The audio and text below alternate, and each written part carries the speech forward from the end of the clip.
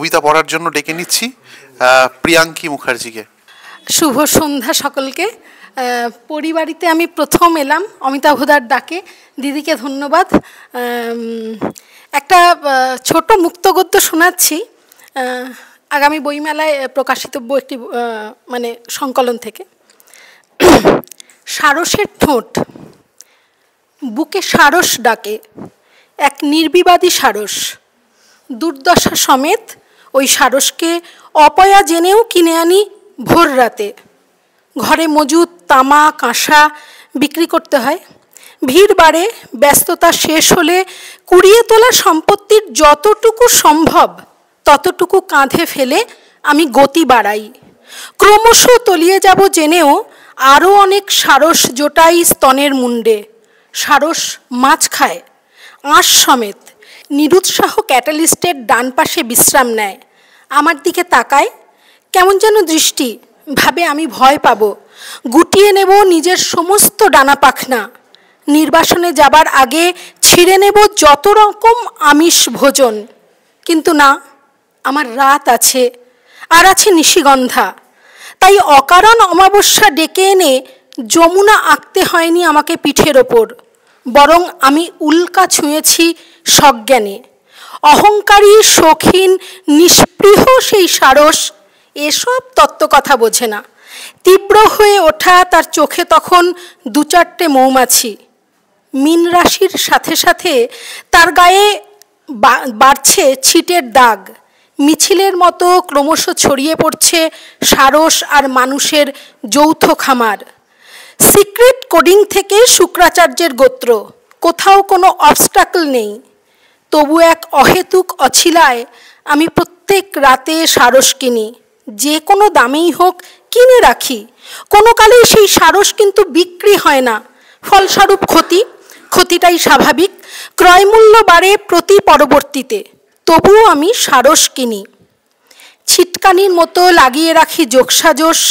উদ্ধার করা জলের পাত্রে তখন গাত্রদাহ। বহুযুগ পর আমি নিজের কাছে বসি। পানকৌড়ি ঠুকরে খায় ঠোঁটের নীল শিরা। শালুক ফোটে পুকুরে। আমার সারস কেনা বন্ধ হয় না কোনোদিন। খুব সুন্দর একটি আমরা মুক্তগদ্য শুনলাম প্রিয়াঙ্কি মুখার্জির কাছ থেকে। পরপর তিনজনকে ডেকে নিচ্ছি, তার মধ্যে দুজন অনুগল্প পাঠ করবেন আর একজন ছোট গল্প।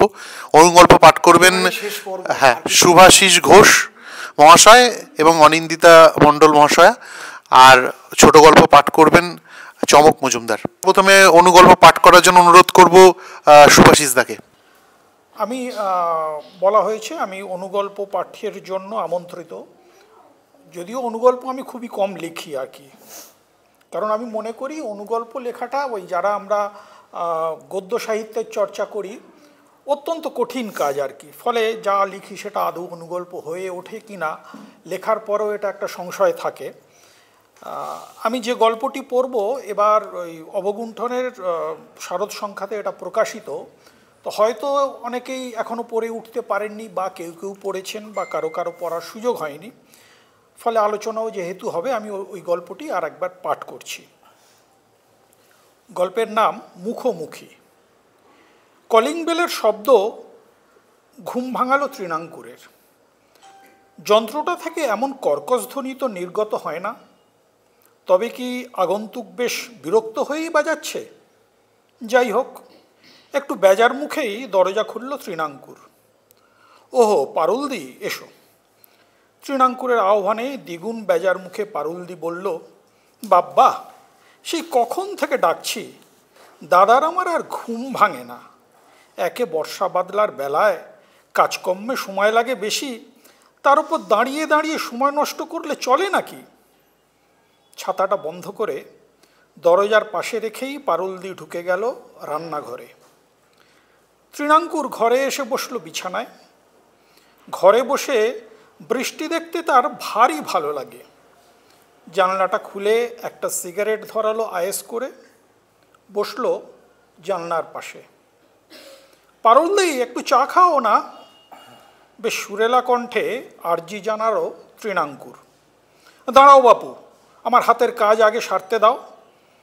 কথার উত্তর করেই আবার শুরু করলো আপন মনে গজরানি, এই জন্যই বলে সুখে খেতে ভূতে কিলোয়, বুঝি না বাবা এদের মতিগতি। প্রতিদিনের এই গজরানি গা সওয়া হয়ে গেছে তৃণাঙ্কুরেরও। জানলার পাশে মাথা তুলেছে একটা ডুমুর গাছ, তার পাতার নিচে চমৎকার বাসা বানিয়েছিল টুনটুনি। দোলনার মতো দোলে সে বাসা, সেখানে জোড়া পাখির ভরা সংসার। রোজ সকালে তৃণাঙ্কুরের চায়ের কাপ শেষ হয়ে যায় ওদের খুনসুটি দেখেই। কাল সারা রাতের বৃষ্টির ধকল সইতে পারেনি সে বাসা, ছিঁড়ে পড়েছে মাটিতে। পাখি দুটোর আর্তনাদ স্পষ্ট তাদের আচরণে। বাসার জন্য কি তীব্র আকুলতা। এই নাও চা। কাপ প্লেটটা সশব্দে বিছানায় বসিয়ে শুরু হলো পালুলদির পাঁচালি। এই শোনো দাদা, নিজের কথা যদি নাও ভাবো, তিতিরটার জন্য অন্তত বৌদিকে ফিরিয়ে আনো, না হলে 1 তারিখ থেকে আমি আর আসছি না বাপু। তোমার সংসার তুমিই সামলাও, এই বলে রাখলুম। বৃষ্টি মাথায় নিয়েই দর্জি পাখি জোড়া শুরু করে দিয়েছে নতুন বাসা বানানোর কাজ। কি চমৎকার দক্ষতায় সেলাই করছে দুটো ডুমুর পাতাকে। চায়ের কাপে চুমুক দিল তৃণাঙ্কুর। দোষ কি কেবল বিতস্তার একারই ছিল? আমিও কি ওকে বোঝার চেষ্টা করেছিলাম কোনো দিন?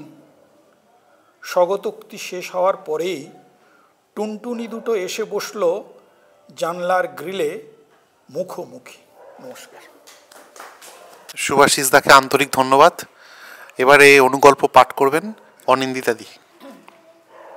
আমার কোনো প্রস্তাবনা নেই, কারণ আমি এখনো ঠিকঠাক লিখে উঠতে পারিনি গল্প, ওই জন্যই প্রস্তাবনা নেই। গল্প লিখে উঠতে পারিনি, একটা চেষ্টা করছি, সেটা বলাও বাজে। চেষ্টারও একটা থাকে তো, উৎসাহ থাকে, সেই জায়গাটাও চলে গেছে। যাই হোক, আমি বিরক্ত করব সবাইকেই, দুটো গল্প পড়ব। একটা গল্প অমিতাভ শুনতে চেয়েছে এবং শোনাতে চেয়েছে, খুব ছোট গল্প, তোমরা শুনেছো আগে। গল্পটার নাম হচ্ছে রং।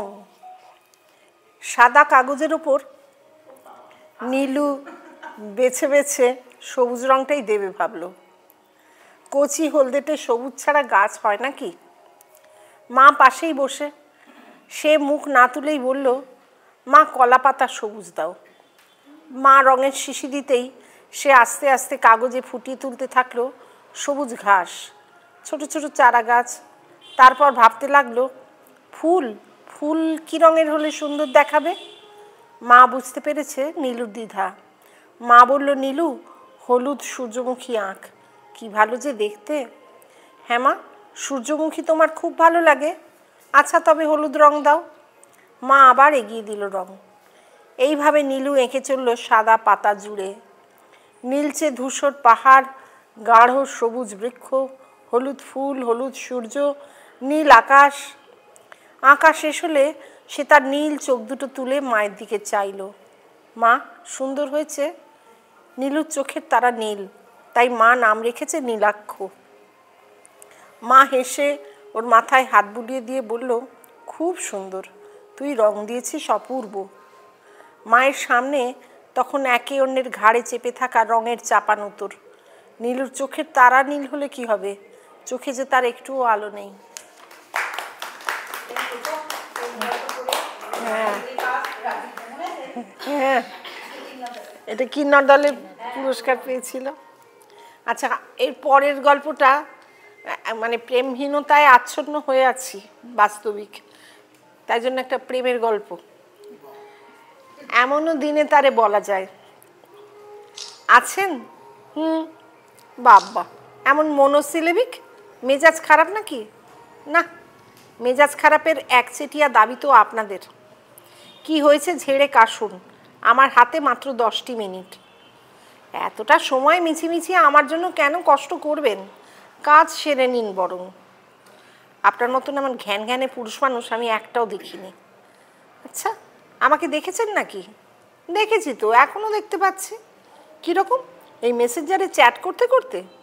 আরে না মশাই, আমার সামনের ল্যাপির উইন্ডো ছাড়াও 10 তলার ওপরে কেবিনের সামনের ওয়াল টু ওয়াল কাঁচের জানলা দিয়ে দেখতে পাচ্ছি দূরের ময়দানের ওপার থেকে গাছের মাথাগুলো নাড়িয়ে দিয়ে সবেগে ছুটে আসছে এক ঝাঁক নর্তকী।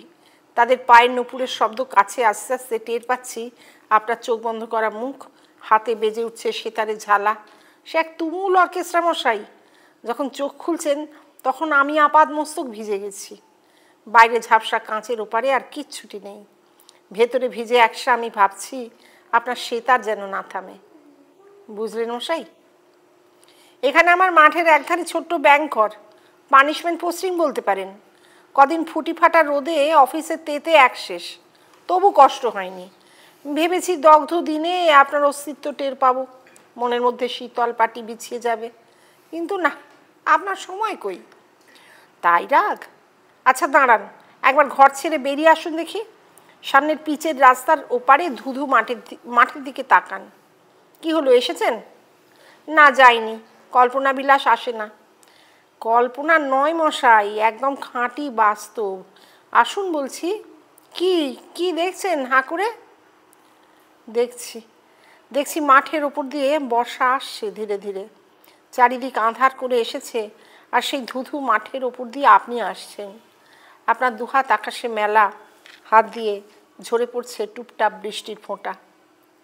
দেখতে পেলেন? এবার তবে ভিজুন। আমি তো সেই কখন থেকে ভিজছি। অনিন্দিতাদির দুটো গল্প শুনলাম, মানে দুটো গল্পের প্রথম গল্পের রেশটাই এত বেশি যে দ্বিতীয় গল্প, প্রেমের গল্পটা কতটা মনোযোগ দিয়ে শুনতে পারবো এরকম একটা দ্বন্দ্বের মধ্যে আমি ভুগছিলাম, হয়তো আপনারাও হবেন। কারণ প্রথম গল্পের যে রঙগুলো পরপর আসছিল এবং শেষের যে চমক, দুর্ধর্ষ প্রথম গল্পটা। দ্বিতীয় গল্প কিন্তু আপনি শুনিয়ে দিলেন, মানে আপনার ভাষার দক্ষতায়। অনিন্দিতাদির ব্যক্তিত্বের মধ্যে একটা চটক আছে, মানে অনিন্দিতাদির মধ্যে দেখতে খুব সাধারণ নিপাটেই শাড়ি পরে এসছে, একটা সাধারণ শাড়ি টাড়ি পরে বসে থাকে, কিন্তু অনিন্দিতাদি যখন কথা বলে, কথা বলার মধ্যে একটা ঐতিহ্য। আমি এবং আমার গিন্নি, আমার বিশেষ করে আমার গিন্নির কথাই বলবো। আমার গিন্নি অনিন্দিতাদির ভীষণ বড় ফ্যান। মানে আমার বই প্রকাশ অনুষ্ঠানে অনিন্দিতাদি যখন গেছিলো, ওই প্রথম পরিচয়, অনিন্দিতাদি বসে বসে দুটো কথা বলেছে, তখন আমার গিন্নি বলছে যে এই ভদ্রমহিলার কথা শুনে আমি মোহিত হয়ে গেছি। তো অনিন্দিতাদির গল্প তো সত্যি আজকে মোহিত করার মতো, আমার খুব ভালো লেগেছে। এবারে চমক আমাদেরকে একটা ছোট গল্প শোনাবে। আচ্ছা, নমস্কার। আমি আজকে সবার একমাত্র ব্যক্তি যে দুবার এই চেয়ারে বসেছি। আমার গল্পের নাম রূপসায়র। ছেঁড়া জালটা রিফু করতে করতে চক্রবর্তীদের পুকুরের মাছগুলোর কথা ভাবে সুবল। এক একটা ইয়া বড় বড়, 2 কেজি সাইজ তো হবেই। এক খাওনে টেনে তুলতে মা গঙ্গার নাম মনে পড়ে যাবে। এই মাছগুলো ধরে রাখার জালও মজবুত হওয়া চাই। তোলার সময় এমন লাফাতে থাকে যেন মনে হয় জাল ছিঁড়ে পর্দাফাই হয়ে যাবে। রশি টানতে গিয়েও মনে হয় হাতের চামড়া যেন ফেটে বেরিয়ে যাবে। হবে নাই বা কেন, সারা বছর চক্রবর্তী বাবু মাছগুলানকে খাবার খাওয়ায়, প্যাকেটের খাবার, তাতেই নদরকান্তি হয়ে ওঠে মাছগুলান। সুবলেরও খুব শখ ওর পুকুরে এমন মাছ লাফা, কিন্তু চক্রবর্তীর মতন মাছের পেছনে খরচ করার রেস্ট আছে নাকি ওর? তবু স্বপ্ন দেখতে তো বাধা নেই। আদরের ধনকে নিয়েই তো স্বপ্ন দানা বেঁধে ওঠে। রূপসায়রকে সুবলের ঠিক পুকুর বলে মনে হয় না। জলে নামলেই রূপসায়র কেমন যেন ওকে জড়িয়ে ধরে। বহুদিন বিচ্ছেদের পর দেখা হলে প্রেমিকা যেমন জড়িয়ে ধরে প্রেমিককে, ঠোঁটে ঠোঁট ডুবিয়ে দখল করে নেয় নিজের মানুষটাকে, রূপসায়রে নামলেই ঠান্ডা জল আস্তে আস্তে দখল করতে থাকে সুবলের শরীর। ও শিহরিত হয়, গায়ে কাটা দেয়। বিশাল মাঠের একদিকে পুকুর, চারপাশে বড় গাছে ঘেরা, নির্জন। কারোর আশেপাশে না থাকাটা পুরুষকে আরও উত্তেজিত করে তোলে। আর নিজেকে সামলাতে পারে না সুবল। এক কোমর জলে গিয়েই ঝাঁপ দেয়, গভীরে, আরও গভীরে। তৃপ্ত হয়ে ভেসে ওঠে। ওর সারা গা থেকে তখন ঝরে পড়ে রূপসাগরের সোহাব, টুপ টুপ। ফাগুন মাস পড়ে গেল। কাল রূপসাগরের সাবারে নামবে সুবল। গত আঘ্রাণে সাবারেও মন্দ ফলন হয়নি। সুবলের আশা এবারও ওকে ফেরাবে না ওর রূপসাগর। কিন্তু যতই নিজের মনে করুক, রূপসাগর আসলে জেলেপাড়ার সুবল হালদারের সম্পত্তিই নয়। বংশ পরম্পরায় জেলে সুবলের বাবা জাল টানত কায়েতপাড়ার সরকারদের এই পুকুরে। বাড়িতে কুটুম এলেই পুকুরে জাল ফেলার জন্য ডাক পড়ত সুবলের বাবার। চাষ কিছুই হতো না, তবে ফি বছর নিয়ম করে মাছ ছাড়ার সময় সুবলের বাবার পরামর্শ নিত সরকার বাবুরা। সেই থেকে রূপসাহারের সাথে সুবলের সম্পর্ক। লোকে বলে জ্যোৎস্না রাতে এই পুকুরের উপর রূপো ঝরে পড়ে। একা একা সে রূপ দেখেছে সুবল। চরাচরে কেউ কোথাও নেই। পূর্ণিমার চাঁদ যেন পৃথিবীর বড় কাছে। ফ্যাটফ্যাটে আলোয় পাড়ে একা বসে সুবল দেখছিল রূপসাগরের জলের রূপো ঝিকিমিকি। সেদিন থেকেই রূপসাগরের প্রেমে পড়ে গেছিল। গ্রামের সবাই বলে রূপবতী মেয়ের মতোই রূপসাগরও বড় দেমাকি, পছন্দ না হলে জলে নামতেই দেবে না, ঠেলে সরিয়ে দেবে। কিন্তু সুবল জানে রূপসাগর ওকে ভালোবাসে, তাই তো ওকে আপন করে নেয়, টেনে নেয় নিজের কাছে, ভালোবাসায় ভরিয়ে দেয়। সরকারদের সঙ্গে সুবলদের পারিবারিক সম্পর্ক ছিল। পুজোতে জামা কাপড় পেত সুবলরা। ক্রমে রূপসাগরের দেখভালের দায়িত্ব এসে বর্তায় সুবলের বাপ সুনীলের কাঁধে। শেষে সব কিছু সেরে সরকাররা যখন কলকাতায় ডেরা বাঁধল, তখন রূপসাগরের দায়িত্ব নিজে থেকেই নিয়েছিল সুবল। সেই থেকে প্রতি ফাগুনে বড় বড় মাছ নিয়ে সরকারদের কলকাতার বাড়িতে ভেট দেয়ও। বড় কর্তার পায়ে নগদে 5,000 টাকার নজরানাও রাখে। সুবল জানে আজকের বাজার দরে 3 বিঘা রূপসাগরের বার্ষিক চাষের লিজ 5,000-এর অনেক বেশি। কিন্তু এটা তো সম্পর্কের বিষয়। সরকারদের ভরসা আছে ওর উপর। সুবল দেখভাল করছে রূপসাগর, বেহাত হওয়ার ভয় নেই। আর জেলে পাড়ার সুবল হালদারের চাষ করার পুঁজি কোথায়? ভোরবেলা লোকের পুকুরে জাল দিয়ে আর চক্রবর্তীবাবুর হ্যাচারিতে মোট বয়ে কত টাকাই বা থাকে যে রূপসাগরে পুঁজি ঢালবে? তবু তো রূপসাগরকে ঢেলে ফলন দেয়, ভালোবেসে ফলন দেয়। এবছর একটু ভালো ফলনের লক্ষ্য রেখেছিল সুবল। গত বৈশাখেই চক্রবর্তীর ফার্মে চারা কিনতে গিয়েছিল। এ কেডা, তুই কবে চাষি হলি গা? ওকে দেখে চশমাটা তুলে তাচ্ছিল্যের হাসি হেসে জিজ্ঞেস করেছিল চক্রবর্তী। আগে আপনার আশীর্বাদে ছোট একখান পুকুর, লাজুক গলায় বলেছিল সুবল। এ তল্লাটে চক্রবর্তীর মতো বড় মাছ চাষি নেই। নিজস্ব হ্যাচারি, বাজারে আড়ত, অসংখ্য লিজের পুকুর। সুবলদের মতন অনেকেরই ওর কাছে কাজ করে দিন গুজরান হয়। তা কোন পুকুর? প্রশ্ন শুনে কিছুটা ইতস্তত করেছিল সুবল। তবে চক্রবর্তীদের সাথে সরকারদের ঝগড়া এই অঞ্চলের সকলেই জানে, তাই আলতো করে শব্দগুলো ভাসিয়ে দিয়েছিল রূপসাগর। জাল সেলাই সেরে চায়ের দোকানে গিয়ে বসে সুবল। বিকেলটা বড্ড চা চা করে মনটা। সামনে বসে হারাধন কাকা খ্যাপলা নিয়ে বার হয়েছে। কি চক্রবর্তীর পলা, খবর কি? ওকে দেখেই এমন ঠেস দিয়ে কথা বলে হারাধন। চক্রবর্তীর বাবুর হ্যাচারিতে কাজ করে বলে সুবলকে এভাবে ডাকে হারাধন। শালা বামুনের পো আবার মাছের কি বুঝে? রাগ করে না সুবল। ও জানে চক্রবর্তীর উপর খুব রাগ কাকার। একটা ছোট পুকুরে লিজে মাছের চাষ করতো হারাধন জাল দেওয়ার পাশাপাশি। চক্রবর্তী বেশি পয়সা দিয়ে লিজ নিয়ে নেওয়ায় রাগ বেড়েছে হারাধনের। চায় চুমুক দেয় সুবল। চক্রবর্তী এই অঞ্চলের জল মাফিয়া। বিঘার পর বিঘা পুকুর ডাক নিয়ে চাষ করে লাভ তোলে ঘরে। আর যেসব জেলেরা ওই পুকুরে জাল দিয়ে মাছ ধরে বিক্রি করে দিন গুজরান করত, তারা সব চক্রবর্তীর পোষা জালাজ হয়ে যায়। উঁচু জাতের চক্রবর্তীর মাছের ব্যবসায় বারবারন্ত দেখে জেলেরা প্রায় ওকেই হিংসে করে, কিন্তু সামনে কিছু বলতে পারে না। নেহাত সরকারদের সাথে চক্রবর্তীর পারিবারিক ঝগড়া বলে রূপসাগরের দিকে হাত বাড়ায়নি চক্রবর্তী। কলকাতায় থিতু হওয়া বাবুদের রূপসাগর নিয়ে মাথা ব্যথাও নেই। সুবল দেখভাল করলে সম্পত্তিটা বেহাত হয় না, এই ভাবনাতেই সুবলকে কিছু বলে না সরকাররা। তাছাড়া বছরভর তেলাপিয়া খেয়ে সর পড়ে যাওয়া জীব গ্রামের পুকুরের পাকা মাছের লোভ সামলাবেই বা কী করে? প্রতি ফাগুনের মতন এবারও কলকাতায় সরকারদের বাড়িতে ভেট নিয়ে আসে সুবল। বড় বড় 3টে রুই কাতলা, এক একটা 2 কেজির উপর। রূপসাগর এবার ওকে সত্যিই ঢেলে দিয়েছে মাছ। এ বাড়িতে বরাবর খাতির পায় সবল। পেট ভরে খেতে খেতে তাতেই গর্বে বুকটা ফুলে ওঠে ওর। বাড়ি ফেরার আগে বড় কর্তাকে প্রণাম করে বরাবরের মতন পায়ের সামনে 5,000 টাকা রাখে সুবল। টাকাটা তোর কাছে রাখ সুবল। বড় কর্তার গুরুগম্ভীর স্বরে ভ্যাবলার মতন তাকিয়ে থাকে সুবল। এ বাজারে ওই এলাকায় 3 বিঘা পুকুর কি 5,000-এ হয়? সরকার কর্তা কী বলতে চাইছেন বুঝে উঠতে পারে না সুবল। দেখ, এর মধ্যেই ওই পুকুরের জন্য লোকজন 30,000 টাকা দেবে বলেছে। কিন্তু তুই আমাদের সুনীল কাকার ছেলে, আমরাও চাই তুই পুকুরটা কর। দেখ বৈশাখের মধ্যে টাকাটা জোগাড় করতে পারিস কি না। কথা বলতে পারে না সুবল। ও বলতে চায়, এত বছর ধরে যে ও রূপসারের দেখভাল করলো সেটা কিছু না, রূপসারের প্রেমে পড়লো তার দাম নেই। এই যে এত বড় মাছগুলান, এটা শুধু মাছ নয়, সম্পর্কের বন্ধন, এগুলো মূল্যহীন। আগামী 1 মাস টাকার খোঁজে হন্য হয়ে ঘুরল সুবল। বন্ধুবান্ধব কারোরই এত টাকা দেওয়ার মুরদ নেই সুবল জানে। শুধু তো সরকারদের টাকা নয়, এরপর মাছ ছাড়া চাষের জন্যও তো টাকা প্রয়োজন। ভেবেছিল চক্রবর্তীর কাছে হাত পাতবে, কিন্তু ওর কাছে বাধা পড়ার ইচ্ছে নেই সুবলের। কেউ বুদ্ধি দিল চাষের জন্য ব্যাংক ঋণ দেয়। ব্যাংক বিডিও অফিসের চক্কর কেটে সুবল বুঝলো তাতেও বিস্তর ঝামেলা। রূপসাগরের কাগজই তো নেই ওর কাছে। মাছ ছাড়ার সময়, মাছ ধরার সময়, রূপসাগরকে আদর করার সময় তার কাগজের প্রয়োজন কখনো মাথায় আসেনি সুবলের। বৈশাখ মাসের মধ্যে টাকাটা জোগাড় হলো না সুবলের। রাতে ঘুম আসে না সুবলের, ছটফট করে বিছানায়। মাঝ রাত থাকতে না পেরে মাঠের দিকে হাঁটা লাগায় সুবল। ফ্যাটফ্যাটে জ্যোৎস্না, যদিও চাঁদ পশ্চিমমুখী। মাঠ টপকে বড় গাছগুলোর পাশ দিয়ে রূপসাগরের পাড়ে এসে দাঁড়ালো সুবল। জ্যোৎস্নার কুচি ঢেলে দিয়েছে কেউ। 3 বিঘা জলাজুলে রূপোর আভাস। সুবলের প্রেমিকা আবার সেই মোহময়ী রূপে। জলে ঢেউয়ের শব্দ। আগে তো এমন উত্তল ছিল না রূপসাগর।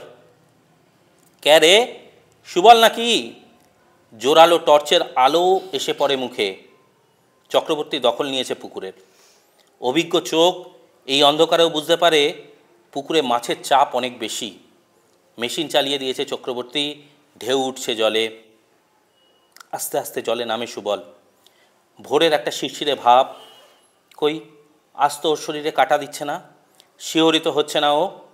সুবল এগিয়ে যেতে চায় গভীরে, কিন্তু ঢেউয়ের ধাক্কা এগোতে পারে না।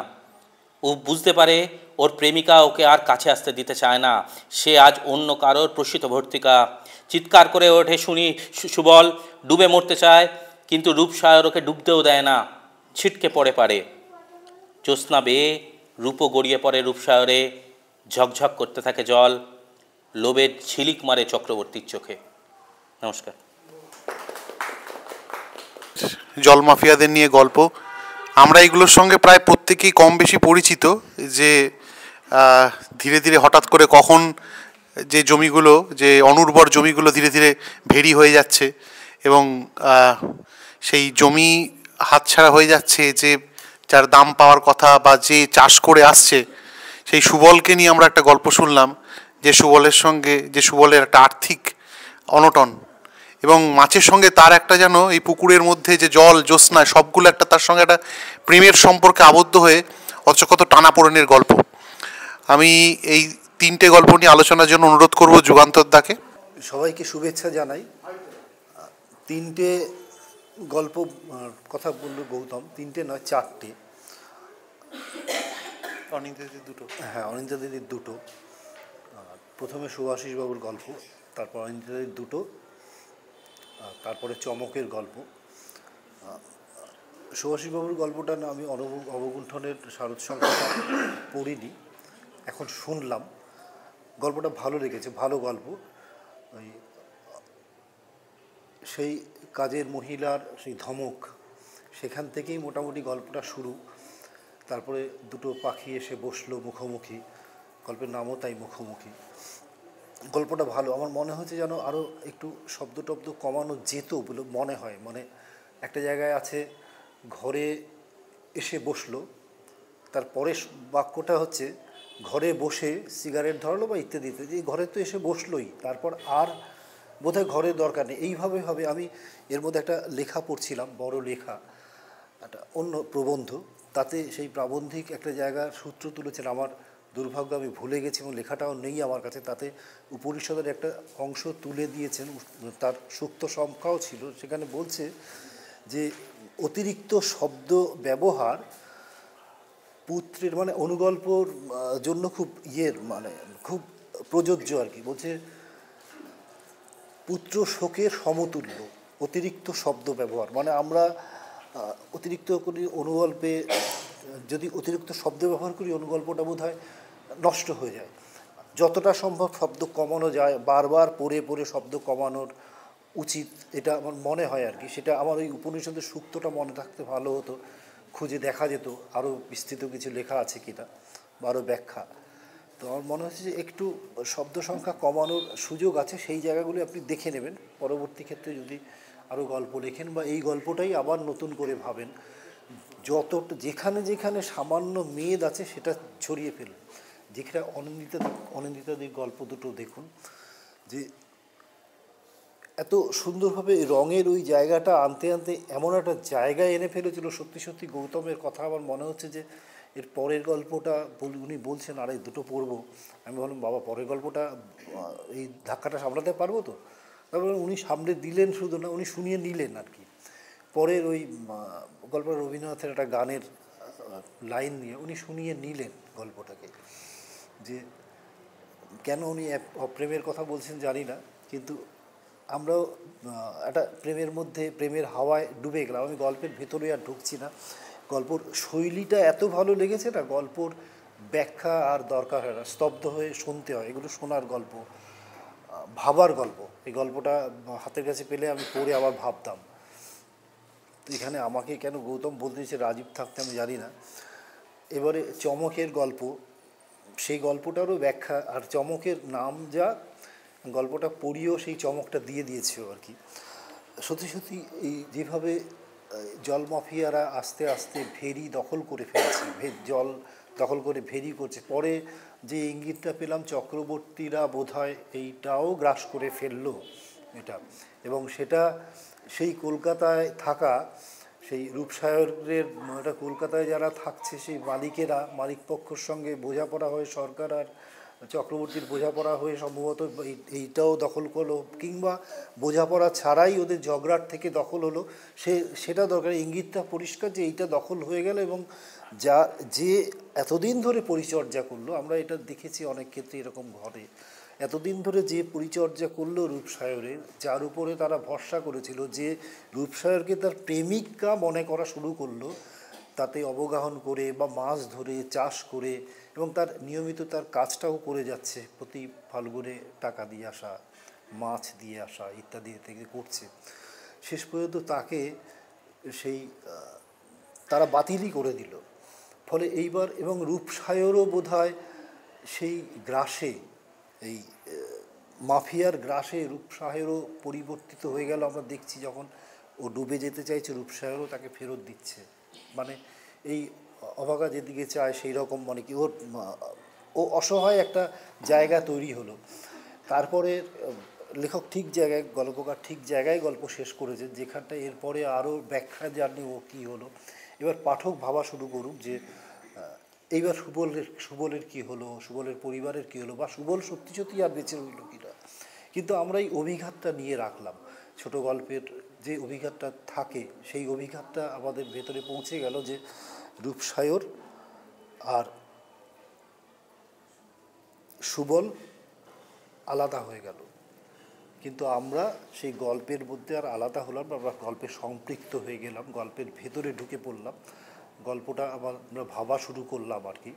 সেইটা চমক এইখানটার সফল এই ব্যাপারে, নামেও চমক এবং গল্পটাতেও শেষের দিকের একটা চমক দিয়ে আমাদের মানে অভিভূত করে দিল।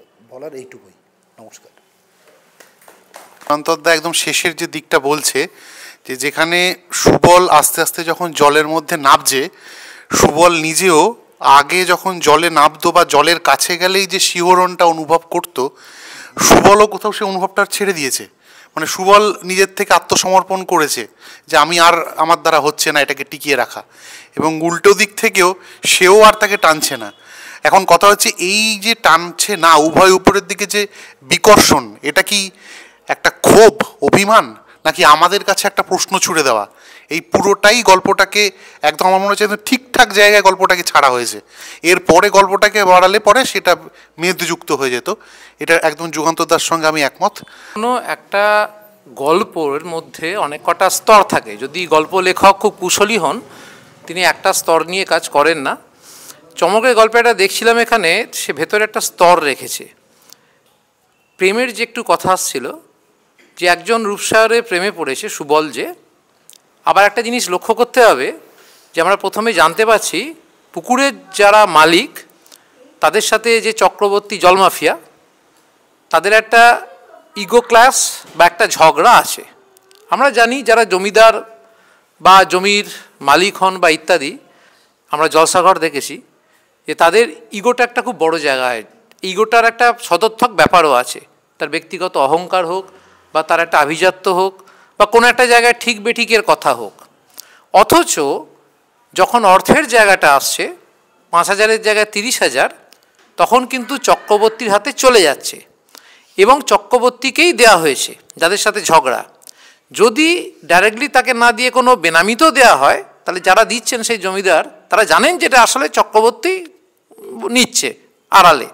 অর্থাৎ যে সুবল তাদের এই পুকুরটাকে দেখলো, যে সুবল কখনো তাদের বিরুদ্ধে যায়নি ইত্যাদি, টাকার জন্য কিন্তু তারা সেটা কিন্তু তুল্যমূল্য করলো না।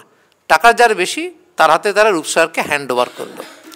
একইভাবে খুব সমান্তরালভাবে যদি রূপসারের কথা ভাবি, যে সুবলের প্রেমিকা ছিল, যদি সত্তা হিসেবে ভাবি, সেও যখন তাকে দখল করলো নতুন মালিক, তখন সে পুরনো মালিকের প্রেমে কিন্তু আর রইল না, তাকে সে ঠেলে বার করে দিল। কোথাও এটা আমাদের এই অর্থনৈতিক যে একটা স্তর, যে স্তর মানুষের সম্পর্ক, মানুষের সাথে প্রকৃতির সম্পর্ক সব কিছুতেই দূষিত করে দিচ্ছে, সেটাও এই গল্পের তলায় তলায় কিন্তু প্রভাবিত হয়েছে। এটুকুই বলার ছিল। অসংখ্য ধন্যবাদ রাজীব দাকে। শুরুতেও আমি ছিলাম এবং অনুষ্ঠানের শেষেও আমি, আর মাঝখানে আপনারা গুণীজন আপনাদের আলোচনায়, গল্পে, কবিতায়, বক্তব্যে আমাদের সম্মানিত করলেন। যদিও সম্পাদকের একটা ভাষণ ছিল, তো সেটা আমি বাদ দিয়েছিলাম এই কারণে আমি প্রথমে 2-4 কথা বলেছিলাম। তাই তা আপনারা যারা অনেক পরে এসছেন, সে জায়গা থেকে একটু 2-1টা তথ্য শুধু দেব, সম্পাদকের ভাষণ নয়। অবগুণ্ঠন পত্রিকা 30তম বর্ষে চলছে আর কি, শুরু হলো। আর অবগুণ্ঠন সাহিত্য সম্মান দেওয়া শুরু হয়েছিল আরও 20 বছর আগে, অবগুণ্ঠনের 10 বছর পূর্তি উপলক্ষে। এবং সেবার এখানে রাজীববাবু আছেন, মৌসুমি আছে, ওনারা তখন হাবড়ায় ছিলেন বাণীপুরের একজন খুব বিশিষ্ট মানুষ নারায়ণ পাল, এবং সেই নারায়ণ পালকে প্রথম আমরা সম্মানিত করেছিলাম। এবং তিনি বাগেরহাটের ইতিহাস লিখেছিলেন, অত্যন্ত বিখ্যাত একটা বই। তারপরে আমরা বুদ্ধদেব বসু সংখ্যা করেছিল অহর্নিশ পত্রিকা, সুভাষিস চক্রবর্তী। সেই পত্রিকাটি প্রথম বুদ্ধদেব বসুর জন্মশতবর্ষ উপলক্ষে বেরোলো। তারপরে তো আরও অনেক পত্রিকা বুদ্ধদেব বসুকে নিয়ে সংখ্যা করেছে, এবং আপনাদের কাছে আছেও, অনেকের কাছে।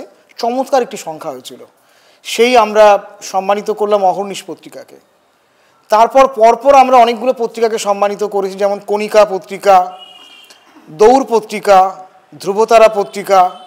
তারপর 2017-তে সম্ভবত সাইন্যাপস পত্রিকাকে এবং রামরায় সংখ্যাকে বিশেষ করে উল্লেখযোগ্যভাবে বলেছিলাম। সেটা কারণ আজকে সত্যি কথা যে রাজীব ঘোষ যদি রামরায় সংখ্যাটা না করতেন, অনেক লেখকের মতো রামরায়ও হয়তো হারিয়ে যেতেন। রামরায় যে কি জিনিস, কি কত বড় মাপের গল্পকার, এই সংখ্যার মধ্যে ধরা আছে এবং আরও কিছুকাল হয়তো ধরা থাকবে। এবং রাজীব ঘোষের সাহচর্যেই তার একমাত্র গল্পগ্রন্থটি আমি এবং যুগান্তর মিত্র কোনো একটি লিটল ম্যাগাজিন মেলা থেকে সংগ্রহ করেছিলাম, এক চক্রা নগরে। এবং পরবর্তীকালে সেই এক চক্রা নগরে নিয়ে আমরা কাজও করেছিলাম। আমি যুগান্তরদাকে বলেছিলাম যে আপনি লিখুন এই বইটা নিয়ে, এবং আমাদের যে পত্রিকা সংখ্যা হয়েছিল গল্পগ্রন্থ আলোচনা সংখ্যা, সেখানে যুগান্তর মিত্র লিখেছিলেন। এই কথাগুলো জানানো দরকার। ওই যে কিছুক্ষণ আগে চমক বলল না যে আমাদের কথা বলার কেউ নেই, আমাদের নিজেদের কথাগুলো নিজেদের বলতে হবে। 30 বছর একটা লিটল ম্যাগাজিন চালিয়ে আসা খুব চারটিখানি কথা না। আমি তখন উচ্চ মাধ্যমিকের ছাত্র, আজকে আমার যথেষ্ট বয়স হয়েছে, বুড়োদের দিকে যাচ্ছি আর কি। তো 30 বছর চলছে, আজকে আমার 46। তো 30 বছর পত্রিকাটা করছি, 30টা বছর কম নয়। তো আরও তারপরে যে পত্রিকাগুলো সম্মানিত হয়েছে তারা হচ্ছে শ্রমণ পত্রিকা, চন্দ্রানী কিছুক্ষণ আগে এসেছিল, নান্দনিক পত্রিকা দীপক করের নান্দনিক পত্রিকা, না শ্রমণা পরে হয়েছে, তখন শ্রমণ ছিল, পরে শ্রমণা হয়েছে। নান্দনিক পত্রিকা পেয়েছে, উত্তরবঙ্গের একটা পত্রিকা সুজয় চক্রবর্তীর পারক পত্রিকা পেয়েছে, এবং তার হ্যাঁ এখন এখানে চলে এসছে। হ্যাঁ, এরপরে আমরা করোনার বছরে আমরা পুরস্কার দিতে পারিনি 2020 সালে। 2021 সালে এই চমকরা পেল পথের আলাপের জন্য, 2022-এ খেয়া পেল, 23 এবং 24 এখনও ঘোষণা করা হয়নি, আমাদের তালিকায় আছে, ভাবনা চিন্তায় আছে। লিটল ম্যাগাজিনের বুঝতেই পাচ্ছেন আমাদের বড় কোনো ফান্ড নেই, আমরা 4-5 জন ছোট মানে আমরা রয়েছি, তাদের মধ্যে সবই ছাত্রছাত্রী, আরও যারা যারা রয়েছে। তো আবার কবে ফান্ড তৈরি হবে, আবার আমরা এভাবে পুরস্কার দেব, কিন্তু আমাদের উদ্দেশ্যটা হচ্ছে সৎ। কেন সৎ? আমরা যারা ভালো কাগজ করছে, লিটল ম্যাগাজিন করছে, তাদেরকে আমরা পুরস্কার দেব। থান ইটের মতো যারা পত্রিকা করে, যে পত্রিকার দাম 300, 400, 500, 600, তাদেরকে অবগুণ্ঠন পুরস্কার দেবে না, যত ভালো সম্পর্কই থাকুক না কেন। অবগুণ্ঠন ছোট পত্রিকাকে দেবে, সেটা 1 ফর্মাও হতে পারে, 2 ফর্মাও হতে পারে, 3-4 ফর্মা অবধি হতে পারে। বুদ্ধদেব বসু যেটা বলে গিয়েছিলেন যে 5 ফর্মা বা 6 ফর্মা হচ্ছে লিটল ম্যাগাজিনের আদর্শ একটা সাইজ। যাই হোক, বিশেষ সংখ্যা হলে সেটা অন্য ব্যাপার। তো বেশি কথা বলার কিছু নেই, এই হচ্ছে ব্যাপার। আপনারা সকলে এসছেন, আমি খুব আনন্দ পেয়েছি, কিন্তু এই অনুষ্ঠানটির জন্য বিশেষভাবে কৃতজ্ঞতা জানাবো 2 জনকে। প্রথমত অনিন্দিতাদি স্ব ইচ্ছায় যেচে গৌতমের বাড়িতে গিয়ে বলেছিল অমিতাভ একটা অনুষ্ঠান আমার বাড়িতে করো, এবং সেই তার এই উদারতা, তার এই ভালোবাসাকে অবগুণ্ঠন বুকে করে রেখেছে। এবং আজকে অনিন্দিতাদি শুধু লেখক বা সাহিত্যিক বা অন্য কোনো পরিচয় অন্যদের কাছে, কিন্তু আমাদের 4 জনের কাছে অনিন্দিতাদি শুধুই দিদি। তার স্নেহ, তার ভালোবাসা আমরা সবসময় পেয়ে আসি, আরও অন্য সমস্ত ব্যাপারেই সেটা থাকবে। তাই জন্য আমি ধন্যবাদ জানাবো না, ভালোবাসা জানাবো, এবং একটা দাবিও জানাবো, অধিকারবোধ জানাবো। আগামী দিনে আবার আমরা এই পরিবারিতে আসবো, হই হই করবো, আড্ডা দেবো, ইত্যাদি ইত্যাদি। দ্বিতীয় ধন্যবাদ জানাবো ভাষা এবং ভবিষ্যৎকে এবং সোমশুভ্র গাঙ্গুলি মহাশয়কে, এবং সেই সঙ্গে আমাদের তানিয়াদিকে।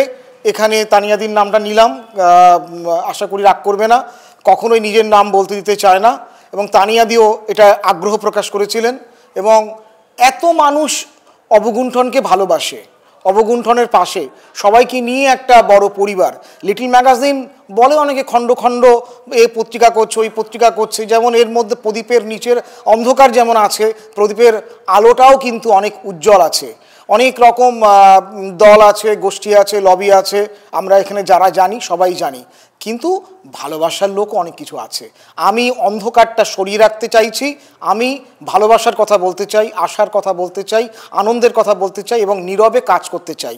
আমি বাংলা সাহিত্যে বিরাট কিছু করে ফেলেছি, আমার সংগঠন বিরাট কিছু করে ফেলেছে, অবগুণ্ঠন বিরাট কিছু করে ফেলেছে, এটা আমি মনে করি না। আমরা সবাই মিলে একটাই কাজ করছি, সেই কাজটা হচ্ছে বাংলা সাহিত্যের সেবা করছি। নমস্কার, সকলে ভালো থাকবে।